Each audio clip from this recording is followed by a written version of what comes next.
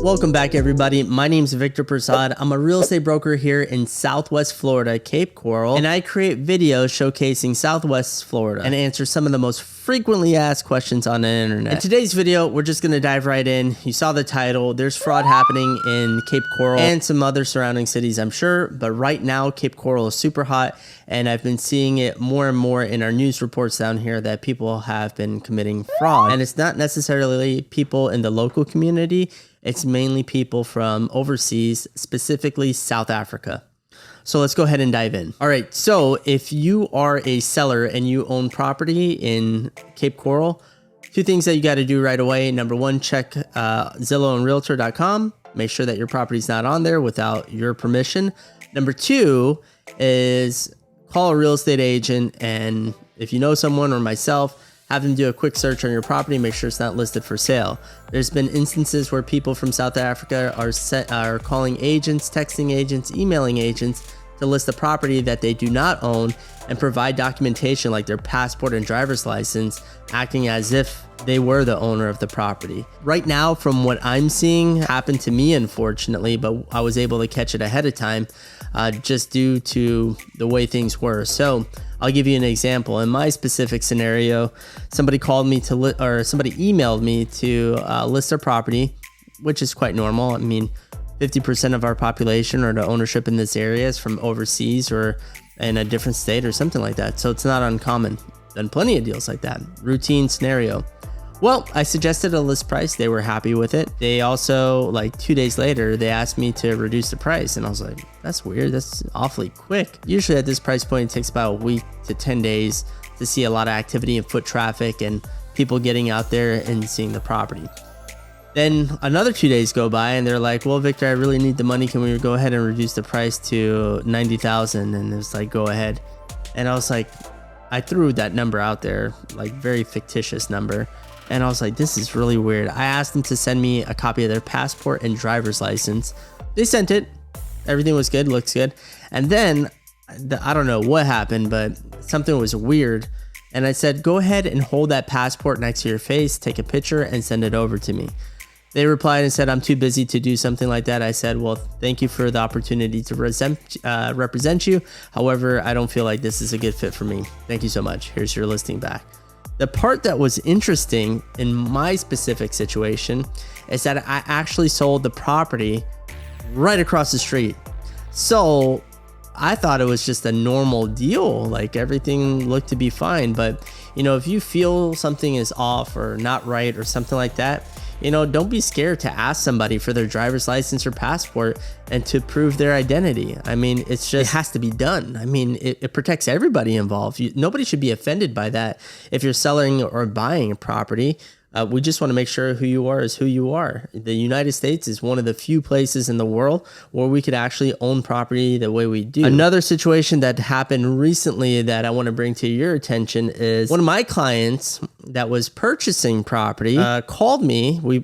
They bought the land. Everything was good. We went through closing, and you know, this is 2, 3 weeks, 4 weeks after closing. I don't remember the exact time frame, but he called me and told me that somebody called the title company and said that you sold my land, that's my property without my permission. Keep in mind that this title company is local to here, number one. Number two, they underwrite from one of the most strictest insurance carriers for title insurance. So for this to come up, it's very unusual. So this is all happening after the fact. Well, it so happens one of my good title partners in the area here, I spoke to her, and she actually underwrites for the same company as well.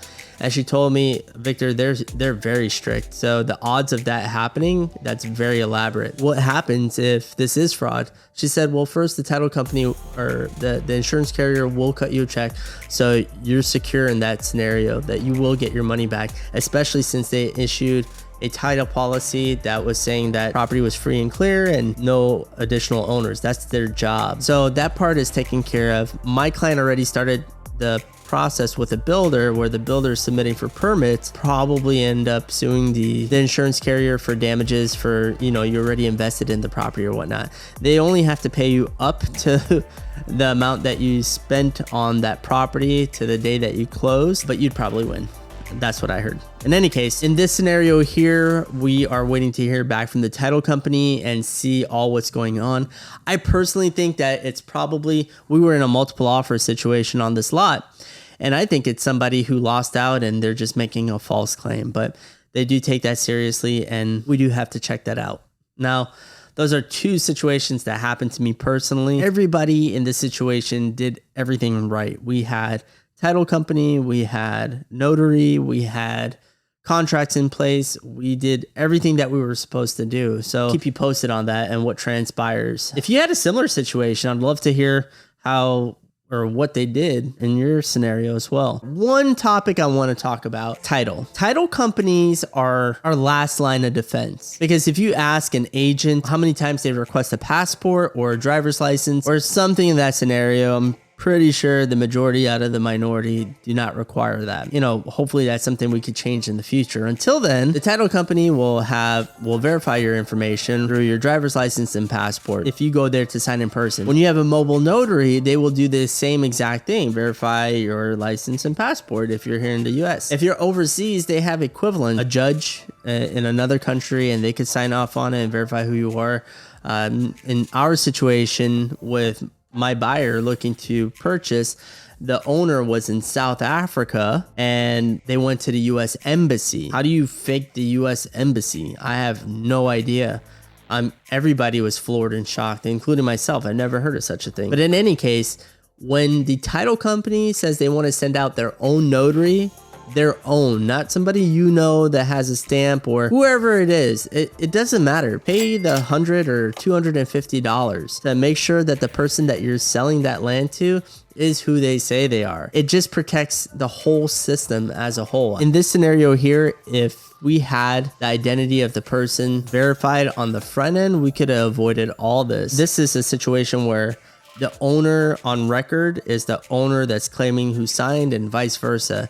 If it's another party that's claiming interest from a great-great-great-grandchild or something like that, that's a different scenario. I'm not even referencing that. But in this specific situation, it's very rare. In any case, I hope this public service announcement was helpful to you. I hope you take my advice as a seller and a buyer. With a seller, make sure you check online and check realtor.com, check Zillow, call agent, make sure that you verify that your property is not on the market and it's not sold or in the process of being sold. As a buyer, if you're looking to purchase property, make sure that you read through that title commitment letter and make sure you're not signing any waivers, because that means you're on the hook versus the title company.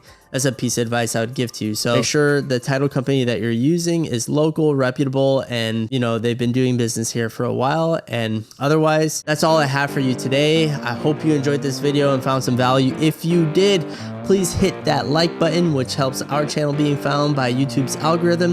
Thank you so much, and I will see you in the next video.